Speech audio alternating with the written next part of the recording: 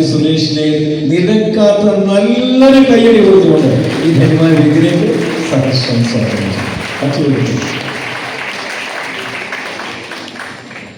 വേദിയിലും സദസ്സിലിരിക്കുന്ന വിശിഷ്ട വ്യക്തികളെ, പിന്നെ നിങ്ങൾക്ക് എല്ലാവർക്കും എൻ്റെ വിനീതമായ നമസ്കാരം.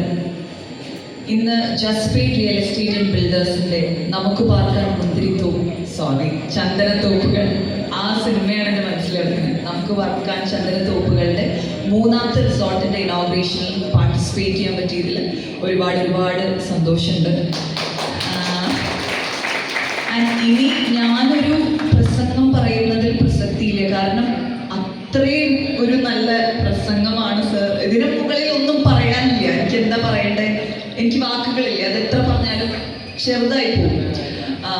പക്ഷെ എന്തായാലും എനിക്കും ബിസിനസ് തുടങ്ങണം എന്ന് വളരെയധികം ആഗ്രഹമുള്ള ഒരാളാണ്. പക്ഷെ എന്തോ എൻ്റേതായിട്ടുള്ളൊരു ഐഡിയ അല്ലെങ്കിൽ എൻ്റേതായിട്ടുള്ളൊരു വ്യത്യസ്തമായിട്ടുള്ളൊരു ഇൻപുട്ട് എനിക്ക് ഇതുവരെ ഇടാൻ പറ്റിയിട്ടില്ല ആ ഒരു ജേണിയിൽ. അപ്പോൾ അങ്ങനത്തെ എനിക്ക് സാറിനെ പോലെ ഇത്രയും യുണീക്കായിട്ടുള്ളൊരു യുണീക്കായിട്ടുള്ള ഒരു ഐഡിയ കൊണ്ടുവന്നത് ഒരു വളരെ വലിയൊരു ഇൻസ്പിറേഷനാണ്. ഓക്കെ, അപ്പോൾ എനിക്കും ഒന്ന് ഹാർഡ് വർക്ക് ചെയ്ത് കഴിഞ്ഞാൽ എനിക്കും നല്ലൊരു ആശയമായിട്ട് മുന്നോട്ട് വരാമെന്നുള്ളൊരു തോന്നൽ എനിക്ക് എവിടെയോ ഉണ്ട്.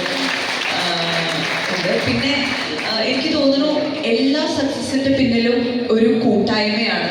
അപ്പോൾ ഇവിടുത്തെ ആ ഒരു കൂട്ടായ്മ എനിക്ക് വളരെ നന്നായി ഫീൽ ചെയ്യുന്നുണ്ട്. അതായത് നിങ്ങളുടെ ഒരു കയ്യടി, നിങ്ങളുടെ ഒരു ആരവവും, നിങ്ങൾ തമ്മിലുള്ള ഒരു കെമിസ്ട്രി, അതൊക്കെ ഇതിലേക്ക് വളരെ നന്നായിട്ട് കോൺട്രിബ്യൂട്ട് ചെയ്യുന്നുണ്ട് എന്ന് എനിക്ക് തോന്നുന്നു. പിന്നെ സാർ പറഞ്ഞ പോലെ വളരെ ഒരു വലിയ വിഷനുള്ള ആൾക്കാരാണ് ഇവർ രണ്ടുപേരും. നല്ല വിഷനാണ്.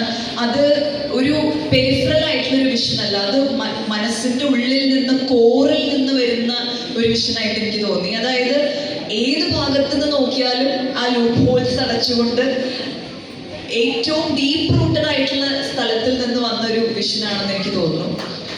പിന്നെ സാറ് പറഞ്ഞ പോലെ, അതായത് ഒരുപാട് പണിയെടുത്ത് പൈസ ഉണ്ടാക്കുന്നതിനേക്കാളും കുറച്ച് പണിയെടുത്ത് പൈസ ഉണ്ടാക്കുക, അതാണ് എനിക്കും ഇഷ്ടം. അത് പറ്റുമെന്ന് ഞാൻ എപ്പോഴും വിശ്വസിക്കുന്നുണ്ട്. പക്ഷെ ഞാൻ ഇപ്പോൾ പഠിച്ചുകൊണ്ടിരിക്കുന്നത് എങ്ങനെയാണ് മണി മാനിഫെസ്റ്റ് ചെയ്യുക. അപ്പോൾ ഞാൻ യൂണിവേഴ്സിനോട് ചോദിച്ചിട്ടായിരുന്നു, ദൈവമേ എനിക്ക് എങ്ങനെ മണി മാനിഫെസ്റ്റ് ചെയ്യാൻ പറ്റും, എങ്ങനെ ഞാൻ ആ വഴിക്ക് പോകണം, എങ്ങനെ നല്ല സൂപ്പർബായിട്ട് മണി മാനിഫെസ്റ്റ് ചെയ്യാൻ പറ്റും എന്ന് നോക്കിയപ്പോഴാണ് കറക്റ്റായിട്ട് ഈ പ്രോഗ്രാമിലേക്ക് ഞാൻ വന്നത്. അപ്പോൾ സാർ ഇന്ന് എന്നോട് വൈകുന്നേരം സംസാരിച്ചതും ഇന്ന് സാർ പറഞ്ഞതൊക്കെ വളരെയധികം കണക്ഷനും കോറിലേഷനും വന്നു. അപ്പോൾ എനിക്ക് ഇത്രയും നല്ലൊരു ഈവനിങ്, ഇത്രയും ഇൻഫോർമേറ്റീവ് ആയിട്ടുള്ളൊരു ഈവനിങ് എനിക്ക് തന്നതിൽ ഞാൻ ജസ്പേറ്റ് റിയൽ എസ്റ്റേറ്റ് ആൻഡ് ബിൽഡേഴ്സിനോട് ഒരുപാട് നന്ദി പറയുന്നു. ഞാൻ എന്നും വളരെ താങ്ക്ഫുൾ ആയിരിക്കും. ഈ ജസ്പേറ്റ് റിയൽ എസ്റ്റേറ്റ് ആൻഡ് ബിൽഡേഴ്സ് ഒരുപാട് വലിയ ലെവലിലെത്തട്ടെ. ഓൾറെഡി വലിയ ലെവലിലാണ്.